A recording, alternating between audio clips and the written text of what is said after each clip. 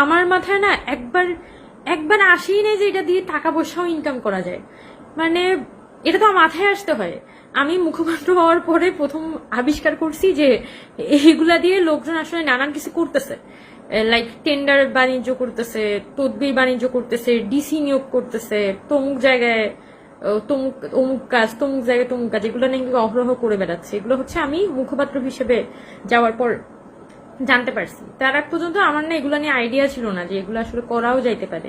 This is also a thing. So নিজেকে এরকম খুব অদ্ভুত ক্লাউনারি ফিল হচ্ছিল আর কি, যে কি ব্যাপার, মানে এগুলো হয় আমি তো জানি না।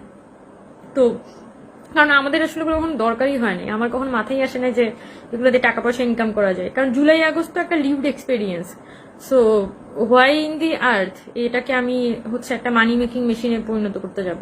বাট আনফর্চুনেটলি সেটা হয়েছে, খুবই কমন, খুবই রেগুলার বেসিসেই হয়ে আসতেছে। আর যতটুকু অনেকে বলেন যে আমি কত হাজার কোটি টাকা কামাইছি, আমি এতটুকু বলতে পারি যে আই হ্যাভ এ প্রিটি মানে গুড লাইফ। আমি যথেষ্ট কি বলা যায় ওয়েল অফ ফ্যামিলি থেকে বিলং করি। জীবনে এত খারাপ অবস্থা আসে নাই।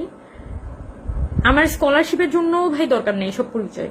যদি কেউ মনে করে থাকেন যে হ্যাঁ হ্যাঁ হ্যাঁ ও তো এখন গিয়ে বিদেশ যাবে, ভাই আমার আল্লাহ আল্লাহ আমাকে সিজিপিও দিছে, ভালো কিচ্ছু লাগে না।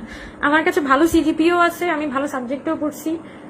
যদি আমি মনে করি যে আমার একটা ভালো স্কলারশিপ লাগবে, I can get it by myself. আমার ওই ক্যাপলিবার আছে, ওই ক্যাপাসিটি আছে, এবং ফর্চুনেটলি আমার ফ্যামিলিরও আমার প্রতি ওই সাপোর্টটা আছে। ঠিক আছে, আমার ফ্যামিলি আমাকে কোনো মানি মেকিং মেশিন হিসেবে ইউজ করে না। আমার ফ্যামিলি আমাকে একটা হিউম্যান বিইং হিসেবে দেখে, এবং